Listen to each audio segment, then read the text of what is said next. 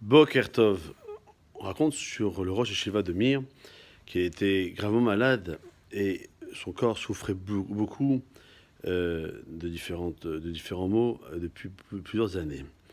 Et pourtant, il accueillait chaque personne avec un sourire et une grande affection. Un jour, un de ses élèves lui a posé la question, il lui a dit « Rabbi, comment faites-vous pour vous montrer si accueillant envers chacun alors que vous êtes malade ?» Et le Rosh Shiva, il lui répond en citant ce qu'il avait appris de son Rav, que notre visage s'offre à ceux qui le regardent. Il appartient donc au domaine public.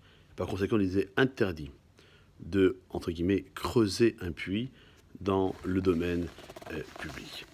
Il faut savoir que cette vertu de saluer son prochain avec le sourire, c'est quelque chose que malheureusement aujourd'hui on a du mal à le faire. C'est pour laquelle que je me permets aujourd'hui, avec une deuxième histoire, de sensibiliser afin de pouvoir, dès qu'on rencontre quelqu'un, dans la rue, à la synagogue, n'importe quel endroit, d'avoir ce visage souriant et de pouvoir véritablement montrer qu'on est content de le voir. Avant qu'il quitte ce monde, le Shabbat qui a précédé son départ dans l'autre monde, on parle d'un Rosh Yeshiva de Hebron qui avait du mal à marcher et à monter les marches pour arriver à la yeshiva. Un élève est venu à sa rencontre pour lui annoncer qu'il n'avait pas besoin de tant se déranger car la tefila de Harvit de Moshe Shabbat était terminée. Reprenant son souffle, Rosh Yeshiva s'est tourné vers le jeune garçon et lui a dit « Pourquoi tu me parles de prier en communauté ?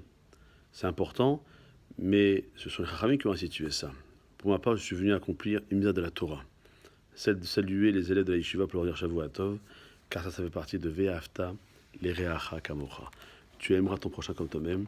Donc le sourire est de mise tous les jours avec qui que ce soit. Évidemment notre famille, notre entourage, nos amis, nos voisins, tous ceux que l'on côtoie à la synagogue, sur notre lieu de travail. C'est comme ça qu'on pourra réaliser des belles mitzvahs de Ve'afta l'ereacha kamocha, car c'est grâce à ces mitzvahs-là que Akadosh Baruch Hu nous enverra le troisième Tamikdash, Mira Be'amenu, Amen Kenerason, Shabbat Shalom, Umevorach. À dimanche, Kol Tov.